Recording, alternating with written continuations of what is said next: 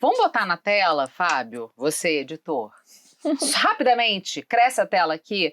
Põe o meme do Mamilos, pra quem não sabe, pra saber de onde que veio a origem do nome, que são os mamilos polêmicos. Tá?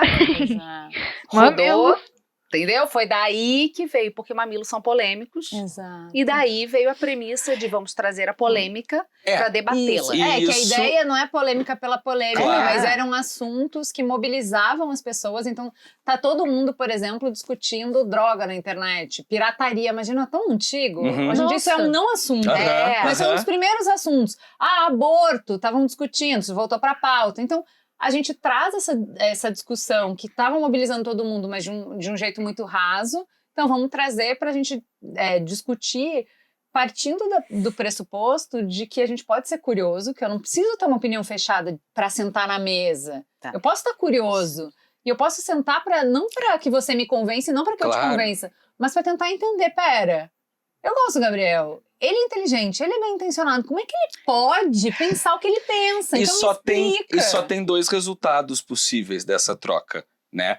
Ou você arrumou mais subsídio para se manter favorável àquilo que você já é, ou você descobre um novo ponto de vista, amplia seus horizontes, não precisa necessariamente mudar de opinião, mas compreende algum aspecto de alguma coisa que você não compreendia antes.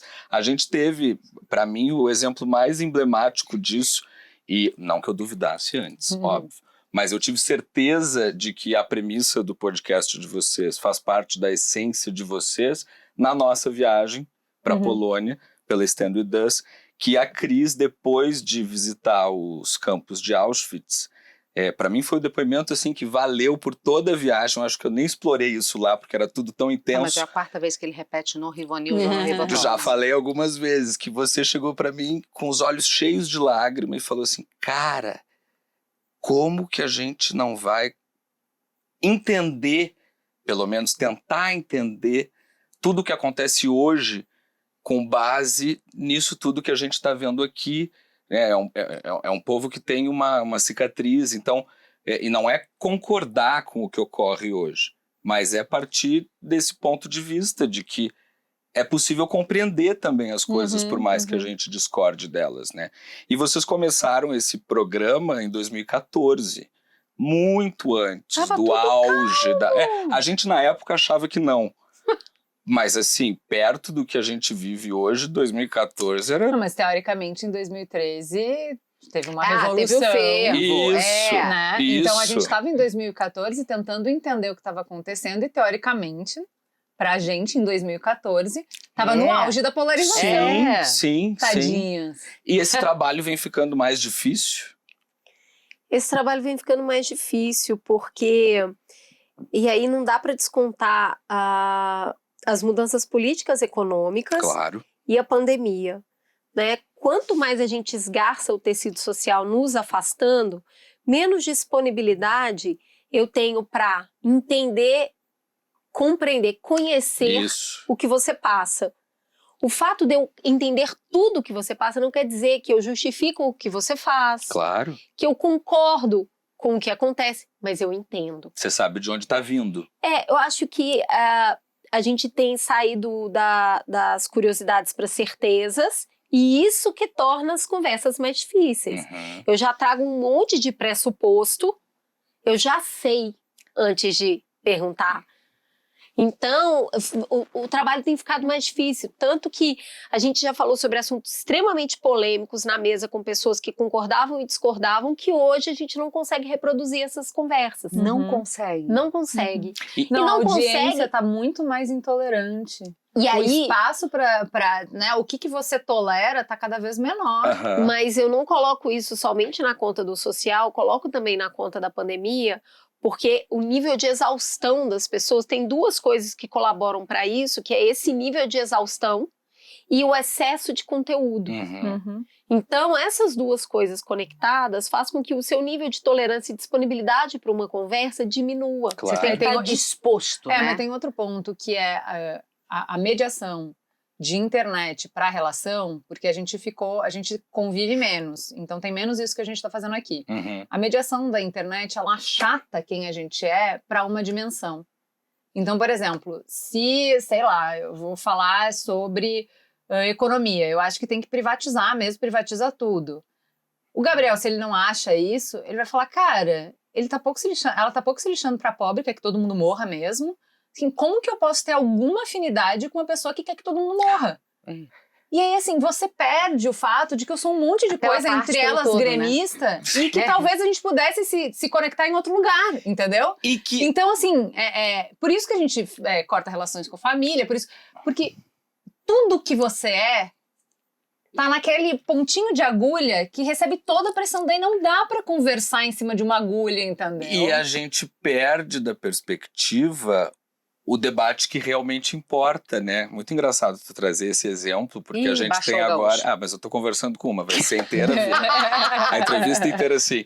Porque neste momento, a cidade de Porto Alegre está discutindo exatamente isso, né? Que é privatizar os serviços de água e esgoto da cidade. Passamos por isso, tem um mamilo sobre isso. E aí eu fiz hoje um comentário, inclusive, na Rádio Gaúcha, falando assim, mas pouco importa se a água é de esquerda ou de direita.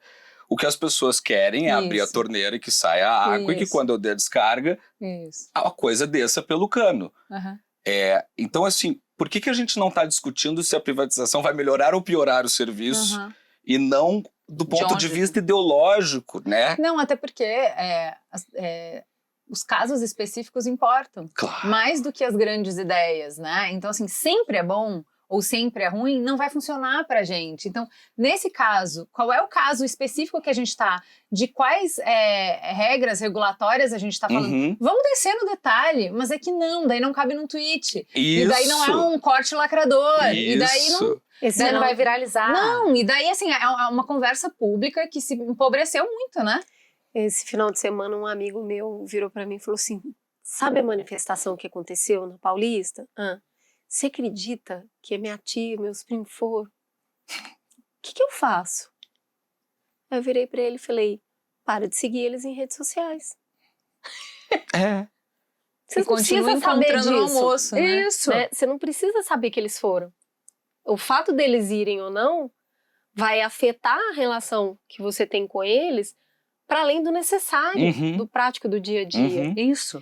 Então, quando a Juliana fala dessa única dimensão, que é esse frame, ele viu esse frame. E isso pode te fazer se decepcionar, né? A gente ouve tanto falar, tô tão decepcionado. Você criou uma expectativa. Eu fico alucinado com isso. Eu não te dei subsídio pra esperar nada de mim. Nada. Justamente porque essa coisa do frame, ela é muito doida. Porque às vezes a gente tem posições que vão em direção a um espectro político ou outro sobre determinados assuntos, mas sobre outros a posição pode ser diametralmente oposta. Então eu recebo muito, principalmente da comunidade judaica, que me acompanha porque eu defendo muito o sionismo, a causa sionista e o Estado de Israel, quando acho que tem razão, não é sempre. E que aí, quando eu vou lá e bato no Bolsonaro, por exemplo, no nosso programa de sexta, muitos vêm e me dizem, nossa, mas uma pessoa que defende Israel jamais poderia ser contra Bolsonaro. O que uma coisa tem a ver com a outra? Eu costumo falar assim, tira a mão da minha possibilidade de ser contraditória. Isso também. Isso, me deixa. Tira a mão da minha ambivalência. Mas é que isso é a polarização, é o alinhamento automático. Sim. Então você tem que... Isso tem a ver com religião. Não tem a ver com ideologia, partido político e tal. Cara, dentro do PT tem 350 correntes. Sim. Não tem que alinhar tudo, entende? Você pode ter pensamento independente, só que nesse comportamento de horda, não pode, porque virou identidade. A política não é mais uma ideia, é uma identidade. Eu sou de esquerda cirandeira. Então, automaticamente, a minha filha tem que estudar nessa escola, eu tenho que gostar dessas coisas. Cara... Me poupa! Você tá ficando desse tamanho, né? Em vez de você poder se expandir, a gente entende que certas coisas vão ser incompatíveis em determinados espaços. Se você é esquerda cirandeira, você não vai botar seu filho, sei lá, numa escola YZ que não sei. Não vai casar, talvez. Não sei. E se ele precisar de mais estrutura? Não pode. E se ele precisar de outra coisa? Você tem razão, mas assim, sei lá. Não pode do tipo, vai ter mais dificuldade. Vai ter mais dificuldade. Você vai submeter o seu filho, provavelmente, a determinadas dificuldades, não por conta das crianças, por conta dos pais das crianças, Sim. que vão criar... E aí tudo bem, mas só que é isso, a gente tem a mania de encaixotar pessoas, Eu sempre falo pra ela, cara, eu já saí da igreja. Não vai rolar, vocês tentarem tirar minha carteirinha de feminista, tipo, cara, é isso, a igreja faz o cancelamento raiz, né? Você faz alguma coisa fora da regra, você é expulso, você toma banho, você não sei o quê. Assim, hoje em dia eu não tolero mais isso, entendeu?